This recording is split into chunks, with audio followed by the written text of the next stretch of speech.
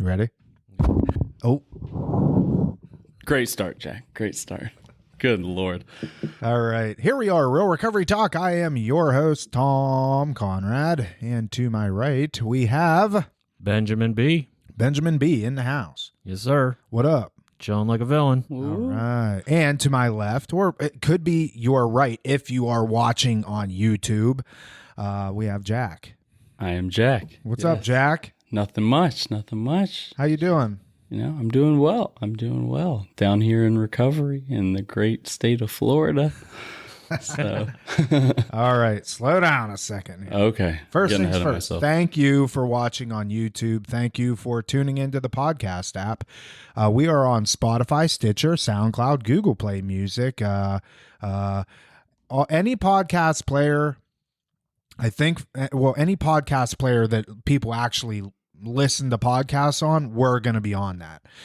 So thank you for that. You can leave us a review, a star or a 5-star, whichever, any review is good, Ben, And if you're watching on YouTube, thank you for that. You can leave us a comment, leave us a question, something that you want to hear about. And ultimately, you can always reach out to myself, Tom, at realrecoverytalk.com and Ben at realrecoverytalk.com.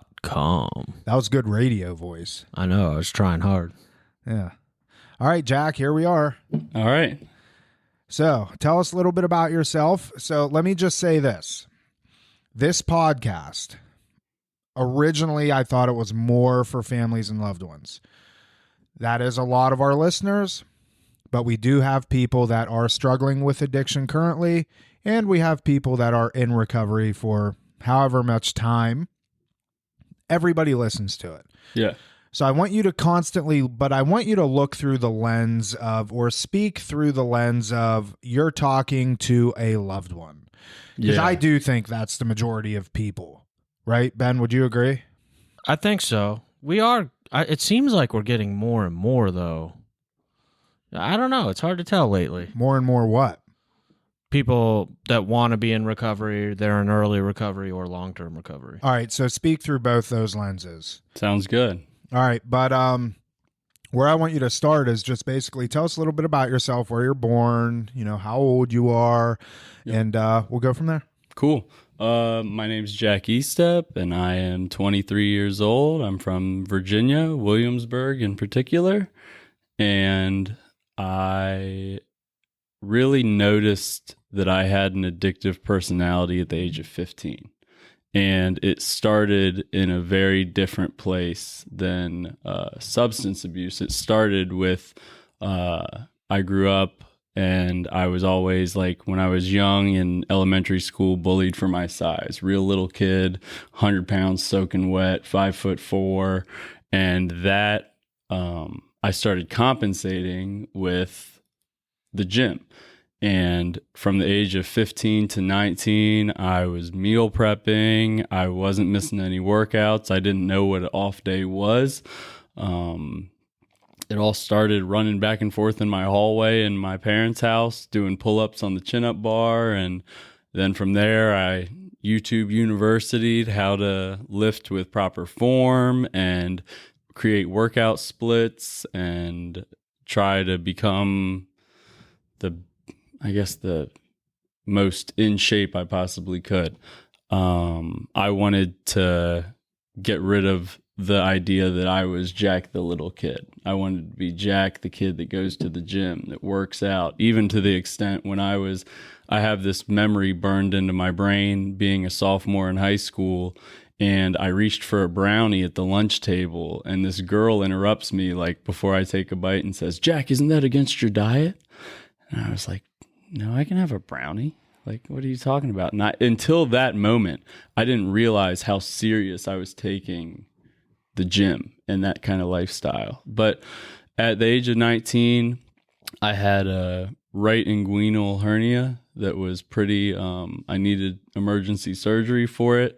And I went from 1 week, I was putting up numbers in the gym, squatting almost 500 pounds, deadlifting 500 pounds, to being told the next week that I couldn't lift more than 15 for 9 months. So that's where I started to really I believe that I always had like maybe moderate anxiety and a little depression, but it really started to grow once I went through the recovery process of that surgery, because my whole life revolved around the gym.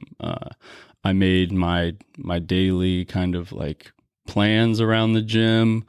I was bringing my pre-workout with me everywhere. I had my protein shakes with me all the time. And it was like the first thing I put on my to-do list was what time I was going to the gym. How nowadays my first thing on my to-do list is what meeting am I getting to. So that's where it all started. Wow. That was a pretty good intro. Yeah, dude. Yeah. Thanks. So let me ask you this. You said that you could tell you were an addict or you had addictive tendencies at 15. For sure. Looking back on it now, you had 4 years of heavy gym use. Why? What do you think? What were you overcompensating for? I was overcompensating for being picked on, for being the little dude, for being the guy that people could just walk all over and like being made fun of, always the scapegoat of the group. But what's interesting is that never even changed, even when I was in the gym, even when I was 180 pounds at 7% body fat. Like I was still the scapegoat of the group. So it was always deeper. I don't know if it was because I've never really had a filter or if I just was very open. Like I wore my emotions on my sleeve at all times, never really sugarcoated anything. And people thought that because I was so open with myself that they could say whatever they wanted to me. And I took that to heart. So yeah, I think I was just really compensating for that.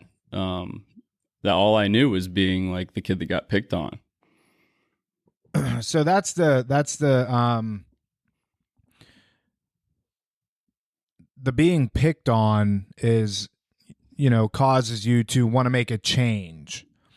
What did the being picked on though, like what did that do to inside of you? Because that's the action that takes place that causes an internal feeling. Like what was that made you think, okay, if I go to the gym and I do this, all hours of the day and I focus on all this stuff, how is this going to change this inner feeling that I have of myself? I feel like the idea of getting picked on put this titanium chip on my shoulder. I just always had something to prove. It was like, no, I'm not the little kid. No, I'm not the kid you can make fun of. No, I'm not the kid you can talk about that way. It was always like, and I had a background. I was a pretty physical dude. Like I played sports my entire life. And when I got older, I tried boxing. I did wrestling.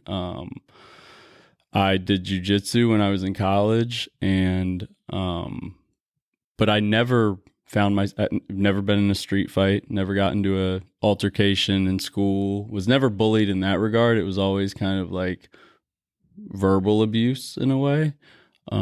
Because I think I did portray this intimidating presence because I had my arms popping out of my shirt and I was always in pretty good shape, kept myself like I had my shit together for lack of a better term. And not that I couldn't fight anybody because of the background that I told you I had in that world of sports and whatnot, but I just always was trying to like hide behind this shell that I was working so hard to create for myself. Yeah, and looking back on it, I mean, these people that are verbally abusing you and stuff. I mean, what's that saying, Ben? If you spot it, you got it. But in this case, they spot it, they don't have it. Mm-hmm. Like they got, they're looking at you and probably envious of what you are, who you are, the work that you put in to achieve, these the goals that you achieved and stuff. And a lot of times people want to tear people down when they see that. It's funny you bring this up because I was literally watching a bodybuilding YouTube channel yesterday, and they were talking about like these guys that get big, and they were actually commentating on another YouTuber's channel, and that YouTube channel was basically saying, oh, so and so is in great shape, they're huge, And then the guy like gives like it's like a backhanded compliment where like, but I would never want to be that big. Yeah. Like it's kind, you know, like he's like, sure you wouldn't. yeah, exactly, dude. And it's kind of like you can't fix an inside problem with an outside solution. Like, don't get me wrong, I'm never going to poo-poo going to the gym. You know, it does from a mental health aspect. There's a lot of science behind the fact that it makes people feel better, you know, gives you energy, you sleep better.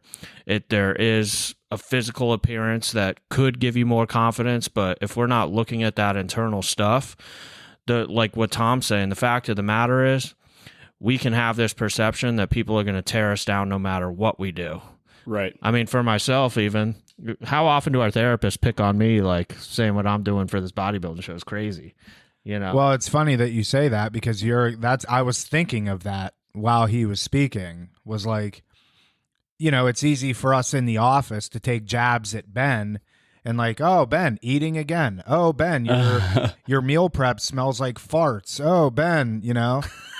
Like, how do you do all this and yada, yada, yada. And in actuality, it is like, it's envious because there's a level of discipline there that you're able to do that not many people can do. Let me be vulnerable, though, in this case, though, and say, like, I feel like if I wasn't where I was at in my recovery, my mental health, and, you know, had a good basis of self, like, the old me, 15-year-old me, just like Jack is saying, like if somebody told me my chicken smells, I probably like super self-conscious. I would have never ate it again, dude. Yeah, it would make me self-conscious, and I literally would have had an internal meltdown. I would have not shown you all, but inside I would have been dying. Oh yeah, really? Heck yeah, man. I was always good at that. Shit, well, not really. Like I said, I wear my emotions on my sleeve, so if I was mad about something, I had a stank face and everybody knew about it, but I would never voice it. Like I wouldn't tell you, like, because of what you said, I'm never eating my chicken again. Yeah. But I would feel it for sure. I mean, and how many people can relate to this? I'd be lying if I told you I didn't get into the gym because of insecurity. In 7th grade, English class, I got beat by a kid in arm wrestling. And I said to myself right then and there, like, never again, because I felt like shame, right? Like, and this guy, like, he told me after he beat me, he's like, yeah, I've been working out, man. I got these dumbbells at home that mom got me, and I'm like, well, I think most people end up in the gym because of insecurity, you know, of some sort, whether it's insecurity of I don't look good. And I think when the younger that somebody is, that is generally the driving force to get somebody in the gym. Mm-hmm. And then as we get older, we're insecure about maybe our health. You know, I'm not secure in my health. I feel like, okay, I'm getting older. You know, now I'm pushing 40. Like our looks. Yeah, I mean, it's kind of an all encompassing type thing, but you know. There's a good byproduct of it, you know, which is you get healthier for the most part, unless people take it to the extremes and get a hernia. Or, you know, you see in bodybuilding, you know, massive amounts of steroid use and stuff like that. And people, you know, I mean, it's no secret how many bodybuilders over the past 2 years and I'm not even in the bodybuilding space, that we've seen that have died from heart attacks. Oh, yeah. Big time. I feel like body dysmorphia is a huge thing too. A lot of people experience, especially like females in particular. Like I know a lot of girls that I would try and help out in the gym that were like, oh, I look real fat today. And I'm like, you look like a Sports Illustrated swimsuit model. Like, what are you talking about? Right. And guys too, like, oh, I can't get my arms bigger to save my life. My calves are tiny as hell. Like, if I get called chicken legs one more time, I'm going to run somebody over. And like, I know that exact saying, chicken legs, was something that I was like, that'll never be me. And as addicts, like we take that stuff to the extreme. Like I got told that I had chicken legs one day, and 2-3 years later, I was leg pressing 1,200 pounds. So I was like, I took that one to heart. Like I did not want to be called chicken legs ever. I got to the point where I had to wear, my waist was really a 29 or a 30, but I had to wear 34 waist jeans just so I could fit my legs into them. Jeez. Yeah. Are you really squatting 500 pounds? 495. Wow. Yep. That's a good squat, dude. At 175 pounds body weight. So like that's probably a main factor in the hernia, because I wasn't taking off days either. I was, at the time of my hernia, I was doing 8 workouts a week. No ifs, ands, or buts about it. And that's not healthy. No. And that's what we were kind of getting at. Well, Jack was getting at is this addictive personality will take something that should be healthy and do it to the extent that it's unhealthy. Exactly. I will say this. I do think males are just as bad as females in that body dysmorphia space. Absolutely. I mean, we in the treatment realm, it just is what it is. There's always more men than women. Yep. Whatever treatment center you go to, there's going to be more men than women. Why that is, I still haven't figured that out. But the men, arguably, like at least here at Rock, like I see a lot of that. You know, they're so concerned, and you end up asking like, "Well, how big do you want to be?" 220. I'm like, and then when you're 220, then what? Like, why? Exactly. And they can't answer that question. Exactly. Well, then 230. I'm like, well, why? Yeah. I nowadays. In the past, before my surgery, I was going for look so much. I didn't care what I weighed, I just wanted to have a cut up physique, and I wanted you to say Jack looks like a Greek god. And that's all I cared about. But now my training has changed to so much more like the functional route of strength. Like I don't want back problems when I'm 50 kind of thing. Like I want to build my core. I want to build my cardiovascular health. I want to build lean muscle mass and things like that. Whereas I just wanted a big chest and back and some thunder thighs when I was ego lifting per se. Did you compare yourself to other people? Oh my gosh, all the time. It was like my worst nemesis was comparison. And it was like, wow, that guy's lats look great. Wow, that guy's got traps up to his ears. Wow, like, how do I do that? Like to the point where I would approach people at the gym, be like, could you put me through a bicep workout? Or like, could I like tag along just because like you look this way and I'm trying to look like that? So I did that a lot. From a therapeutic clinical aspect, I've been watching a lot of YouTube on Jordan Peterson. Yeah. What is he? A clinic? He's a psychologist. Yeah. Psychiatrist, I think. Is he a psychiatrist? Yeah. So, I believe one so. or the other. He's got a crazy story. He was talking about not comparing yourself to people that have already achieved the goal that you want to achieve because that's unhealthy. He's a psychologist, not a psychiatrist. Psychologist. Don't compare yourself to people that already achieved the goal that you want to achieve, but compare yourself to you and just be a little bit better the next day. I love that. Every day, compare yourself to you and ask yourself, did I do a little better than I did yesterday? In this case, do I look a little better than I did yesterday? Because what we end up doing is I'll see that guy in the gym, or I'll see that guy in recovery who has 10 years and go, like, say if I'm in my first 90 days of recovery and I'm looking at the guy who has 10 years and I'm saying, I want to be where he is, I'm completely negating the fact that that dude has done 9 years more work in his recovery, had 9 years more opportunity. Absolutely. And there's no shortcuts. And as a human being, I have a tendency to see the end result, and I don't see all the work somebody put into it. Well, and then you have the people that say, oh, well, if I had all hours of the day to spend in the gym, I'd look like that too. Right. And it's like, no, you wouldn't. Out. Yeah, no, you definitely wouldn't because it involves putting the work in. And, even getting better, because even like I know people all the time, and listen, for those of you listening, we've kind of diverted into more of a health and fitness. Yeah. But I like it. I like where we're going with this. I do too. Because actually it plays a huge role in my substance abuse. That same personality is what was applied to my problem. We'll get there for sure. But in terms of getting better in the gym, it can be, you can only add weight to the bar for so long. I mean, you do plateau. I see people all the time, if I can just add 5 pounds a week or whatever. And it's like, okay, 5 pounds a week times 52 is 100 and some pounds. Like you're going to cap out, or 260 or whatever. I'm not good at math, but you're going to cap out, So I tell people, even if you can say you squat the bar, 45-pound bar, and that's your max. Next week, just put a pair of collars on it. Yeah. It might be a half of a pound, but it's more than what you did last week. And if you get to the point where you're maxed out and you got a lot of weight on the bar, you shed a lot of weight off that bar and start adding in some tempo. Yeah. You know, do like challenge your body in a way that, because we all get so used to this, just, you know, want to add more weight to the bar, more weight to the bar, more. And that's, you know, been my experience too, coming more from like a powerlifting type background.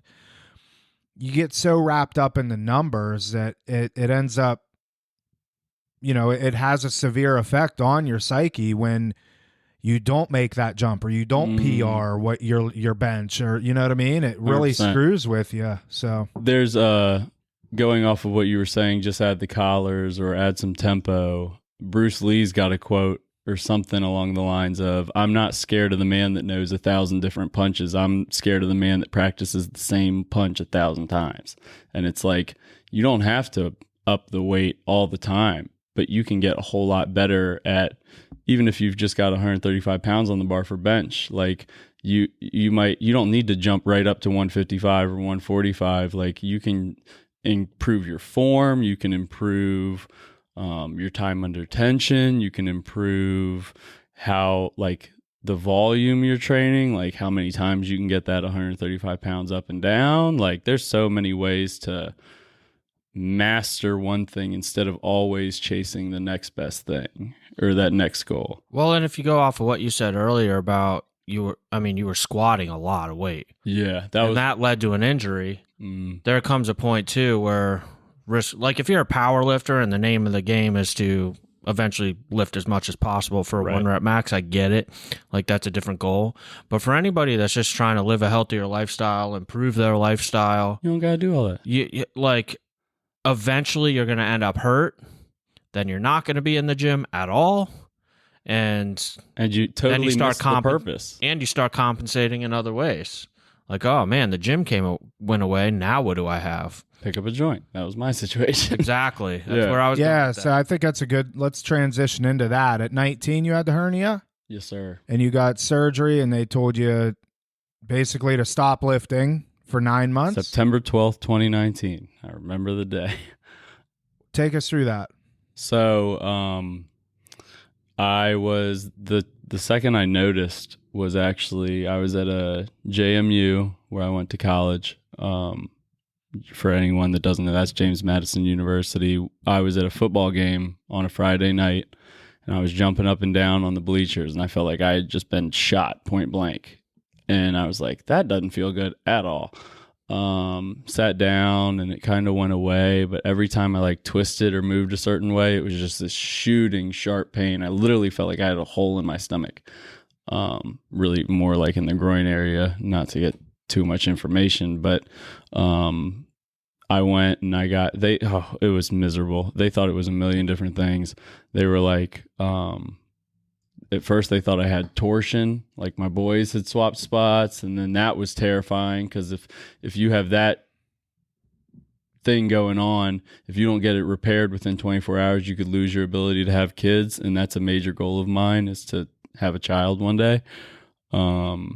And so that scared me. And then the doctors at the ER were just like spitballing. They're like, "Are you sexually active? Like, are you doing like?" So they're testing me for all these like STDs and whatnot, and they're giving me shots for these things before results even come back. Like, they were just like trying everything. I was getting ultrasounds. It was nonstop. Not to mention, I was a freshman in college at the time, didn't have a car, so I'm Ubering back and forth to these places, and this poor guy is like, "If you need me to, I'll wait outside. Like, if we need to get you to another place, like, I'm here for you." Nicest guy in the world. I wish I remembered his name to thank him. But yeah, it was just a crazy experience, and it wasn't until, and the craziest part about all of it was that didn't happen in September. I went like 2 months with a hernia and not even knowing it, because they thought it was all these other things, and I was told, "No, you're fine. It's not a hernia," until they finally did a proper CAT scan of the area, because they were scanning my abdomen the entire time, but it wasn't my abdomen that had the hernia. It was an inguinal hernia. And they said pretty much to me, "Jack, most hernias look like this or like this," and they're like, "Yours looks like this. We need to have surgery this week." And yeah, that was the day that my mom drove me to the hospital, and I had the surgery done, and then the recovery process started right after that. And that was in September of 2019. When did pot come into play?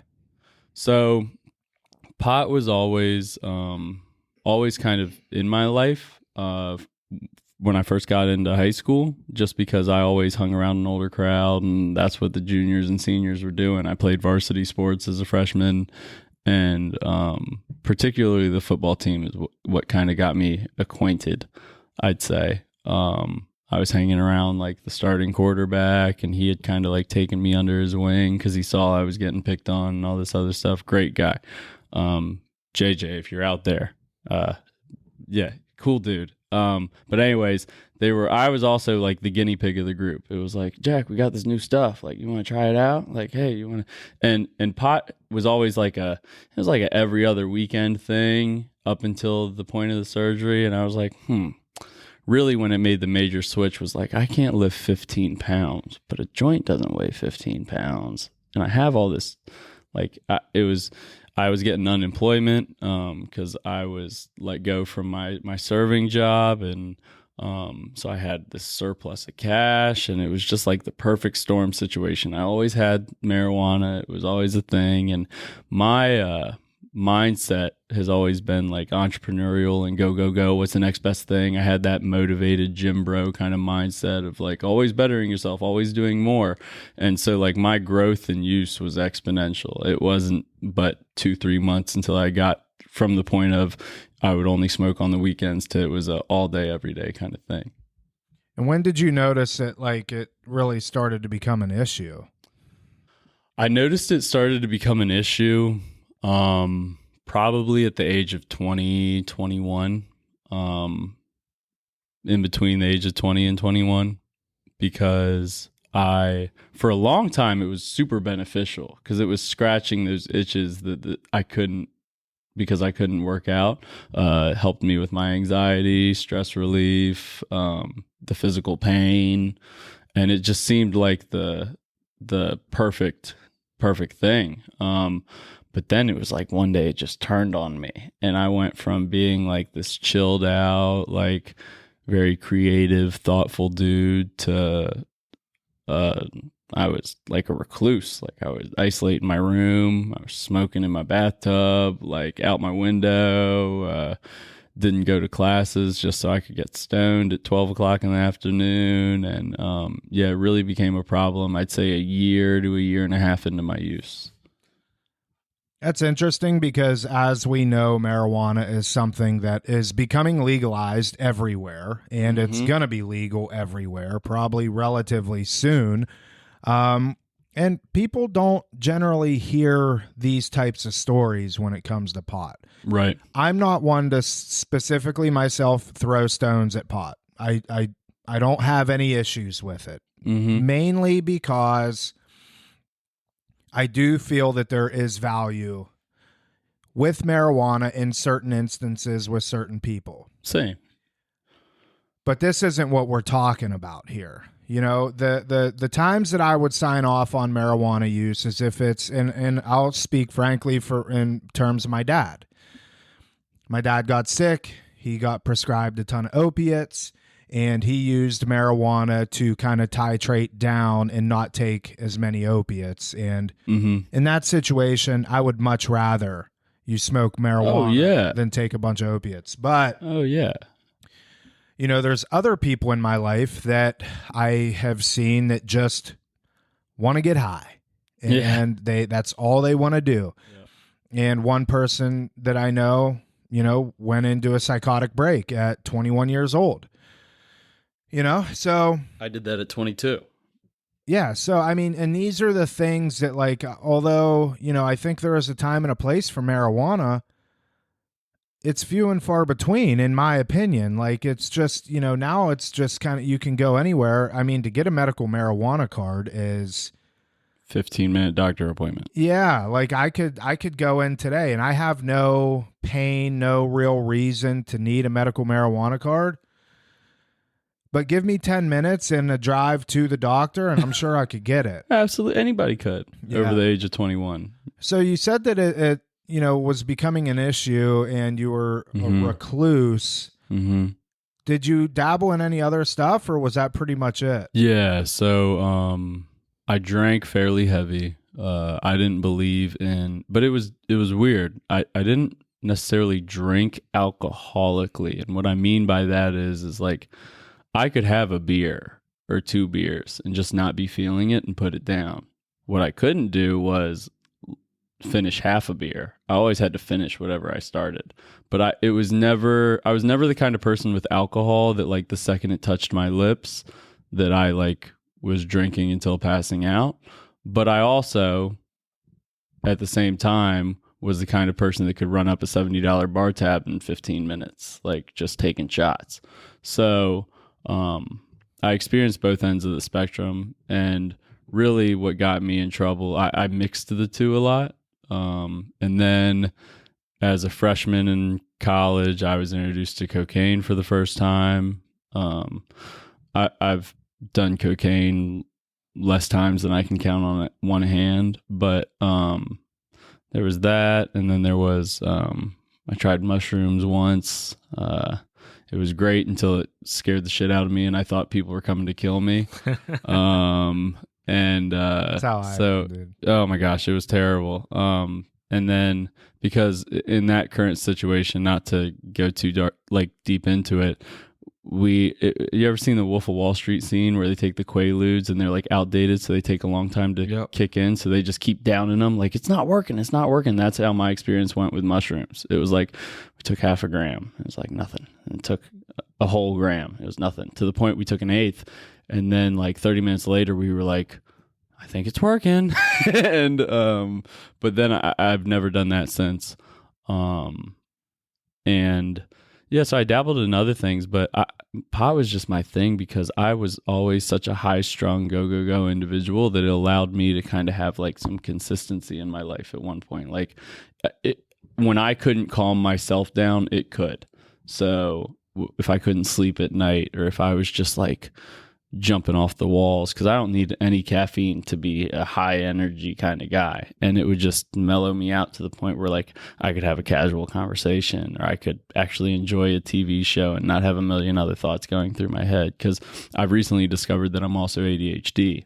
So and I literally found that out less than 3 months ago. So I think I was using it for that purpose also.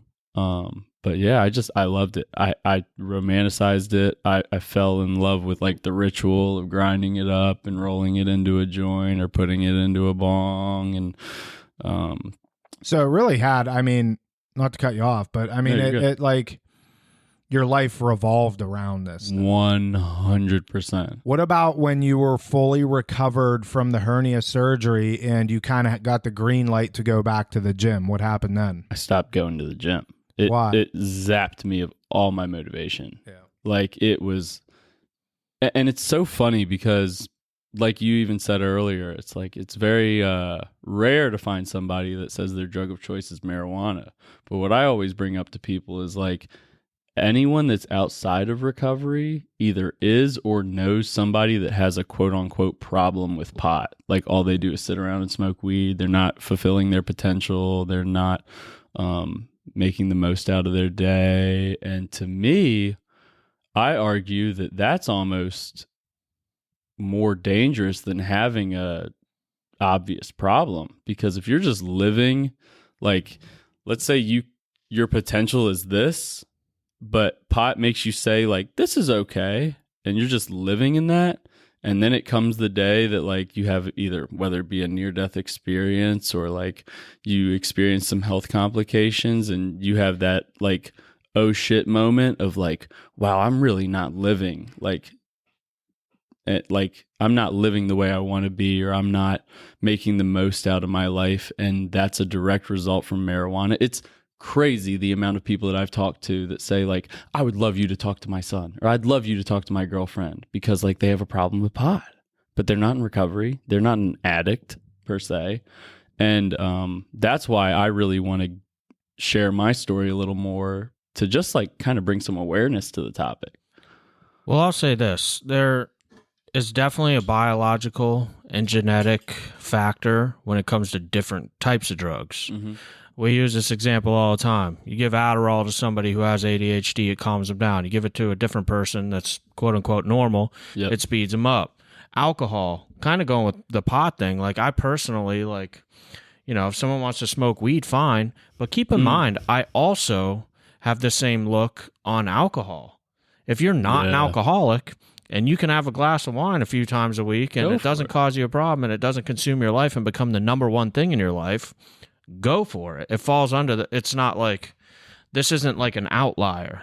You know, if somebody has, no matter what the drug is, if there's somebody that can snort cocaine just on Friday nights from 9 to midnight and then stop, hey man, my hat's off to you. Like, Right. But then there's people that'll do that first line. They don't stop for a week. Yep. So it's really important to keep in mind that there is a biological, physiological, genetic factor with this. And Tom was talking about an individual that he knows who had a psychological break, you know, and there is evidence that people genetically, for instance, that are in their family, schizophrenia runs in their family. Yeah. There's evidence that it necessarily wouldn't have been triggered, but they start smoking weed and it triggers schizophrenia. That's terrifying. So there's people with these you know, genetic outliers and predisposition. That's the word I was looking for. And then they smoke. And weed, dude, you know, THC is very, very interesting. I forget how many different psychoactive chemicals are in weed. And it's so diverse nowadays, like the different ways you can consume it and the Delta 8, Delta 9, Delta 10, all these different, it's at this point, it's just confusing. Like, it's not lemon haze and like Gorilla Glue and sour diesel. There's like 30,000 different strands. And that might be on the light end of things. And they're stronger than ever, too. Yeah. I mean, so, you know, people talk about weed. I can speak for myself. Like, there was a very big period of my life from, I would say it was mostly high school, where I had to smoke all day, every day, nonstop with everything that I did. If I didn't smoke weed, I couldn't go to the gym. If I didn't smoke weed, I couldn't surf. I couldn't I took the SAT after smoking. Like, I could not do a single task in my life without smoking weed. That's how I got to. And I will say, like, I was definitely psychologically dependent, like, without a doubt. If very, very rarely, maybe like twice a year, there'd be a day where I didn't have pot for some reason. Like, money ran out, things were tight. Yeah. And it just wasn't working out. Like, dude, I would lose my mind and get like seriously angry and go like in a rage. Oh my gosh. That's, I relate to that, what you just said so much, because I never smoked weed at home, at my family home. So I made Thanksgiving, winter, summer breaks for my parents miserable because I was used to smoking every day, and then I'd be home for 3 days or 2 weeks or whatever the break time was. And I was just an asshole because, like, I didn't have my thing, and it would scare the hell out of my mom. My dad couldn't trust me. My little brother always was questioning, like, is he stoned? Yeah, like, what's going on? Do I smell weed? Like the amount of times that my little brother came into my room and he'd go, smells like weed in here, and there was no weed in there, like, just out of like suspicion and like trying to like, was infuriating. Like, I'm also gonna argue that there can be a physical dependence on that, and I'm basing this off of my personal experience. I was smoking so much every day that I remember there was a point at some point in high school, for some reason I had to stop for like 10 days. Yeah. I literally lost like 10 pounds in 10 days. Because you weren't eating. Because I couldn't eat. Yeah. Like, I was so used to having the munchies. Yep. And I would smoke all day and eat all day. Yep. As soon as wasn't smoking, I literally couldn't eat food. Yeah. Like, crazy. I mean, granted, I was smoking a lot on a daily basis, but for me, there was definitely a physical factor. Yeah, and I worked with an addiction counselor who was just like an expert in the neurological responses to different drugs, and she gave me a full college course education on cannabinoid receptors in the brain and how it impacts you and what withdrawals look like and how excessive use can impact your brain, and like just kind of it eats away at your ability to emotionally respond to things. That's why my motivation went away in the gym. That's why I could pass some guy getting run over on the interstate and be like, oh, well, that sucks. Like, and it's just like, what? Like, it just totally turned me into a numbed out, emotionally unavailable individual. And I hated myself for it. And I get to reflect on that now, thankfully, and say, I don't ever want to be that guy again. I like that you said you hated yourself for that, because the way that I can relate to that is, you know, I share pretty often. I don't believe for myself, like if I smoked weed, I'd go right back to shooting heroin. Sure. I believe that if I started smoking weed, I would probably stick to just smoking weed. I don't like doing anything else when I smoke weed. I'm kind of the same way. The issue is, like you were talking about earlier, I would smoke all day, every day. Would I end up in prison and prostituting myself for weed? Probably not. No. Yeah. But however, he's just picturing he's like, you there's a prostituting chance. yourself. There's a Then chance. on the There's a chance. But anyway, point being is, like, I wouldn't meet my potential. If I was smoking weed, I definitely wouldn't be sitting here with you doing a podcast. I wouldn't be working in this field. I probably wouldn't have gone back to college. I wouldn't have done any of those things. You know, I wouldn't be living the life that I'm capable of living. I wouldn't have achieved the things I'm capable of achieving. Right. And then, like you just said, that self-hate would come in. Yeah. And that creates for me an emotional and spiritual bottom. Absolutely. And then I start depleting mentally. Yep. To the point of where, like, now I'm having a breakdown, you know, and like people look at weed like, oh, it's harmless. It really isn't, man. Like, right. And you're not the first person to seek treatment for primary drug of choice, pot. Sure. Like, you're not. And I try to say, like, it's not necessarily my. Well, I guess this is the definition of drug of choice, but like it was just my favorite thing to do. Like I could ruin my life with alcohol if I wanted to. And like I got close to that when I stopped smoking weed and I thought I could just drink because that was my mindset leaving my first treatment center back in May of 2022. I was like, yeah, I have a problem with marijuana, but I can drink. Like I can have a beer. I can take shots with my friends in a celebratory fashion or just to have a fun Friday night. Mm-hmm. And I did it for a while. And then what brought me back into it is I discovered the Delta 8 stuff and it was low concentration. And I just remember the first time I smoked a Delta 8 pre-roll, I just felt like, wow, I found it. Like, this is it. Like, I can focus. I can be thoughtful. I'm calm. I'm getting the oral fixation of like smoking a joint again. Like this is it. This is it. But then that translated into gummies. And then before I knew it, I was back to popping 50 milligram gummies and smoking joints back to back and waking up and smoking and going to bed, smoking to go to bed. For me, it's a vicious cycle. That's a thing with marijuana, and the reason I say it's my drug of choice is once I start, I physically have to be stopped. Like I can't do it on my own. You were just talking about the oral fixation, aka the rituals behind it. Yep. Like I would have myself convinced, like just the ritual, like I can't go to the movies without smoking. Right. I can't go to a concert. I can't. Yeah, like you know. Ben and I know somebody real close to us that seems like he has all these same issues.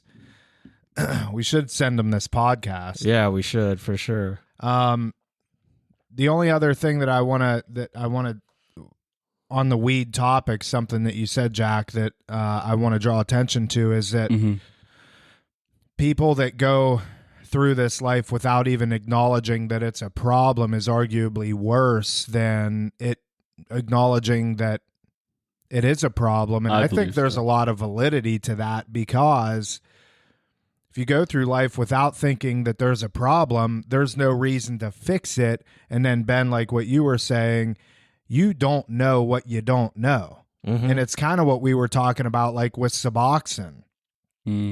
People that get on Suboxone, they could live a fine life and it not really cause much of a problem for them, although very rare.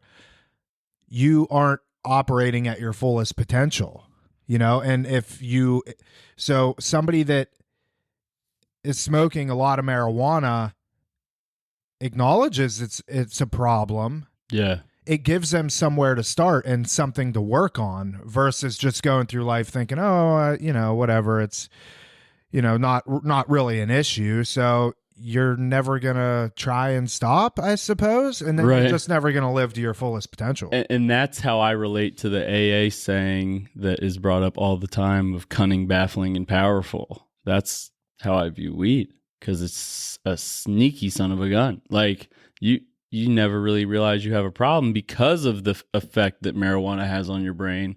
And it almost tells you don't have a problem. It almost tells you like, yeah, I'm just going with the flow. Like, this is just, this is me, just jack the pothead or whatever it may be. Like, yeah. There's some indirect causes too. And I'm just sitting here like thinking about this stuff. Let's say for instance, somebody struggles with obesity and they're also a pothead. Like, maybe obesity gets them to the point where they have heart disease, whatever the case may be. Like, if they stopped smoking weed and didn't have the munchies all the time, would they be less likely to be obese? I mean, a lot of people tend to look at the direct and indirect causes. Now that I brought that up too, I talk about this in group all the time. Like I was saying earlier, I don't believe weed would take me back to my drug of choice, heroin. Sure. However, if I started smoking weed, I wouldn't be going to an AA meeting. Yeah. I wouldn't want to show up red-eyed and be like, oh, everyone's like, oh, I've been stoned. And then that insecurity sets in like we were talking about earlier. earlier. In your head the whole hour. I'm in my head the whole hour. I'm going to stop showing up to those meetings. I'm going to stop hanging out with Tom because Tom wouldn't want to be around me if I'm stoned probably. Or maybe he would. I don't know. Maybe. I don't know. I kind of want to see Tom on mushrooms. No way.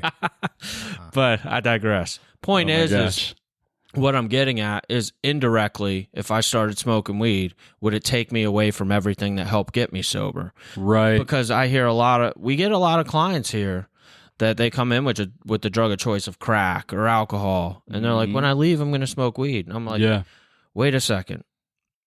Maybe that won't harm you, but will it help you? And will it take you away from everything that did help you?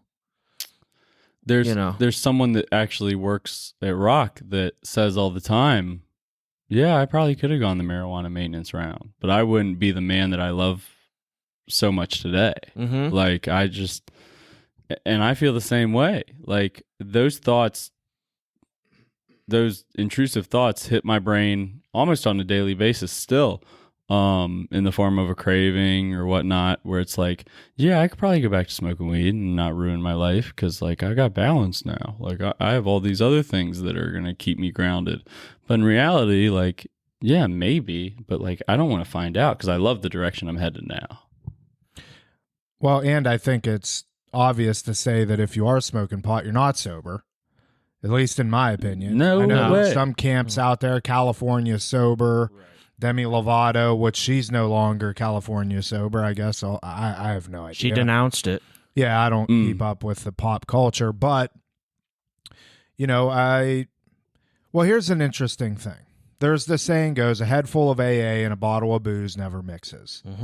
Nobody here in this room right now would be able to pick up a joint and smoke it and it have the same effect as it did in the past before recovery. Absolutely. Because we now have this mindset of sobriety, of recovery, and it just will never be the same, in my opinion.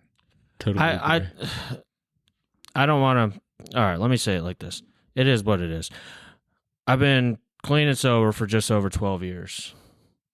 I would not want to smoke a joint and give that time up. And I don't want to say that time is everything because I believe in quality. Oh, yeah. Quality over time. I've seen people with 20 years that are absolutely miserable. And I've seen people with 2 years that love life and they're on fire. So it's not so much about the time. However, I wouldn't want to give that up.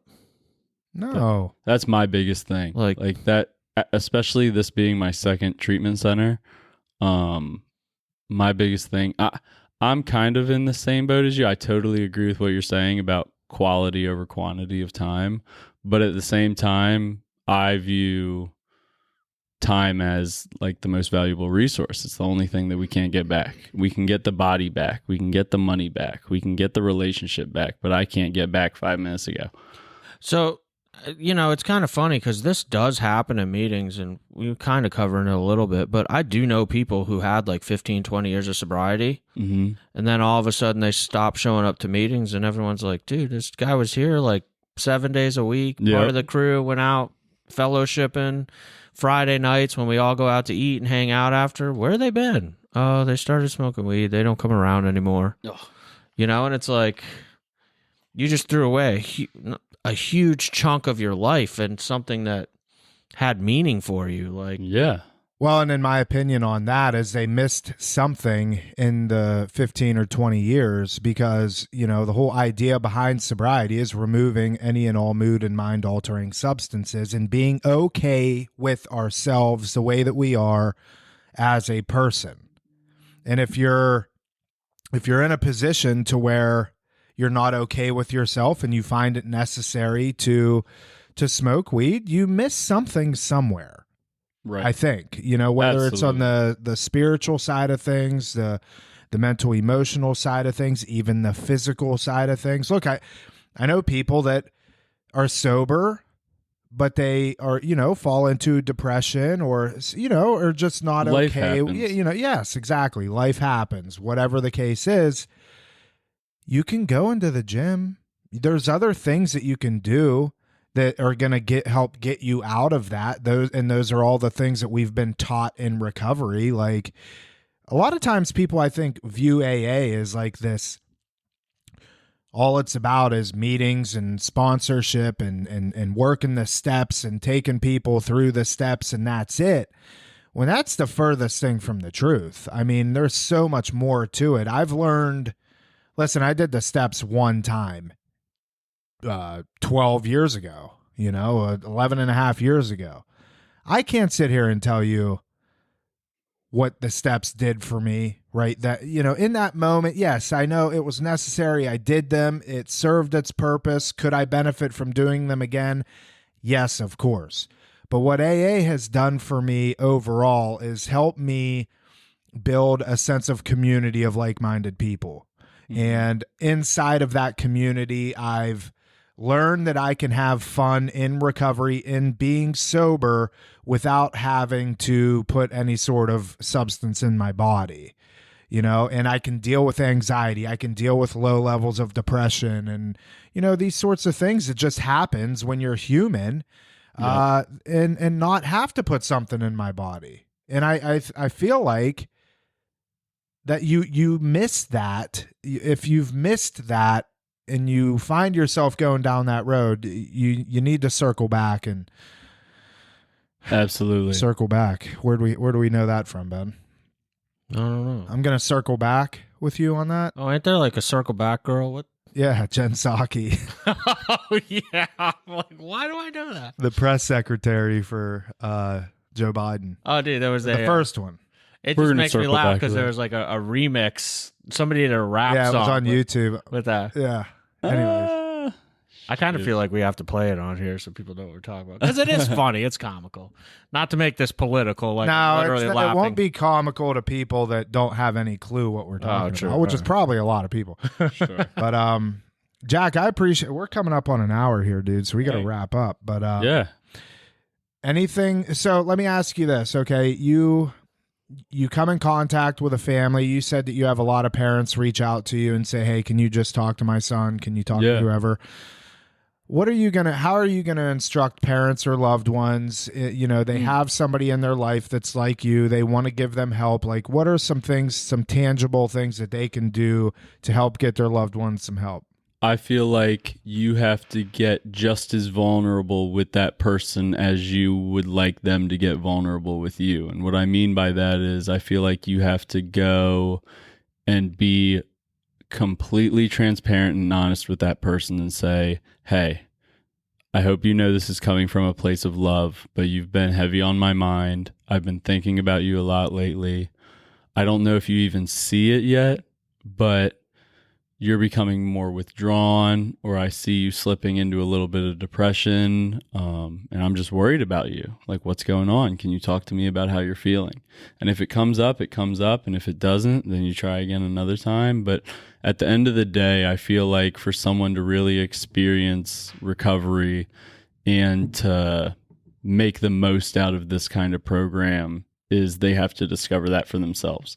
But I also am a firm believer in a gentle nudge and like the power behind somebody that you care about coming up to you and saying, hey, I've been thinking about you. I care about you. What's going on between your ears, kind of thing. So I like that. Yeah, that's what I would say. Ben, any final thoughts? No, I think I really enjoyed that today. Same here. Jack and I I've only like caught bits and pieces of like who you are and whatnot. So like I really feel like I've gotten to know him pretty well. Sweet. And that's cool, man. That's why I love doing this stuff. Oh my gosh. Connecting with people. Yeah. Absolutely. And there's going to be people out there that listen to this and be like, man, I relate to Jack so much. Like they're going to be hitting us up from Australia and I hope so. Austria and Germany. And You can find my Instagram at, no, I'm just kidding. I don't care. Go ahead. Go ahead. Yeah. So, if you want to talk more about the topic, you're seeing this on YouTube or you're listening to it, my Instagram is just, it's Jack Stepp, ITSJCKESTEP. I'd love to talk to you about it or help you be that nudge for somebody that you care about that you think should get some help. So, yeah, I'm an open book. Ask anything. Sweet. But yeah, I appreciate you guys. Thanks for having me on. All right, that is it for this episode of Real Recovery Talk. Thank you for tuning in the end. If you would like to reach out to us, you can always email us, Tom at realrecoverytalk.com and Ben at realrecoverytalk.com. And in the end, Benjamin, what we're trying to help people do is turn your mess into your message. Bum, bum, bum. that is it. We will see y'all later.